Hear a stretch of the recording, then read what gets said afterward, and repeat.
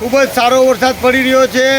એમ કહેવામાં આવે છે કે સુબહ કા ભૂલા શામ કો લોટાય છે, ભૂલા ભૂલા નહીં કહેતો। ખેડૂતો અને લોકો નાખુશ હતા કે ભીમ 11 પર કોરી ગઈ, પણ એ ભીમ 11 પછી ખૂબ જ સારો વરસાદ પડી રહ્યો છે।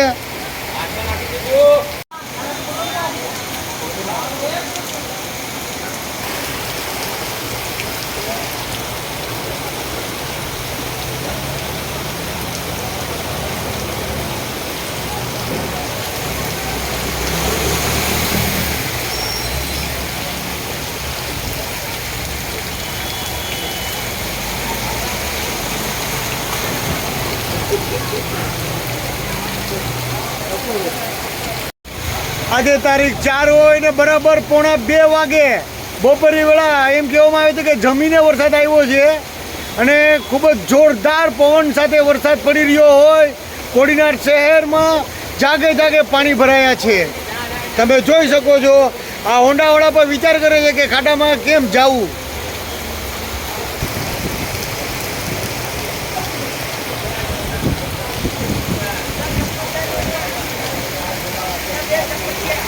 જો વરસાદ પડી રહ્યો છે કોડીનાર શહેરમાં।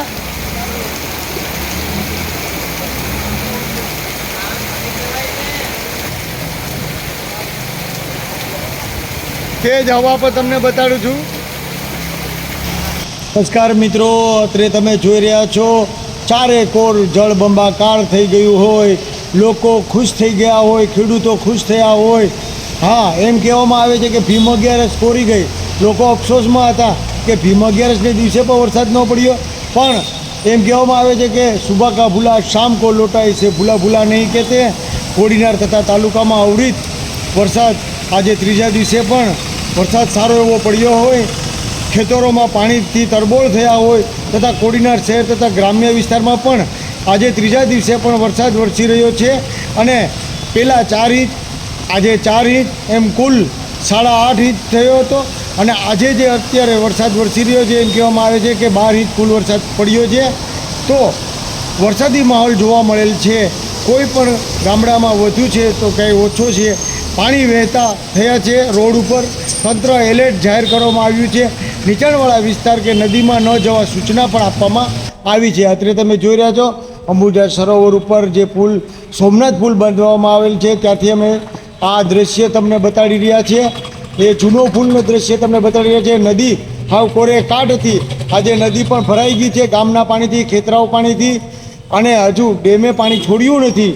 પણ નંબર 1 અને નંબર 2 ડેમમાંથી થોડું ઘણું પાણી છોડવામાં આવેલ છે। તે જમજીનો ધોધ પણ ચાલુ થઈ ગયો છે અને અત્યારે જો ધક્કો મારવા પડે છે, ગાડી બંધ પડી જાય છે, ઘણી ગાડીઓ બંધ પડી જાય છે। અને જે આ દ્રશ્ય તમે જોઈ રહ્યા છો સોમનાથ મંદિરના પાછળનો ભાગ છે, નદી કાંઠાનો વિસ્તાર છે। અને અત્યારે તંત્ર દ્વારા નીચાણવાળા વિસ્તાર અને નદી વિસ્તારમાં જવાની સખત મનાઈ કરી છે, કારણ કે ક્યાંય પણ ખાડા હોય તો બાળકોને પણ રેઢા મૂકવા નહીં, ખાસ નમ્ર વિનંતી છે। અને તમામ લોકોને ખુશીની લહેર છે। હવે એમ કહેવામાં આવે છે કે હવે 500-500ની નોટો નીકળશે।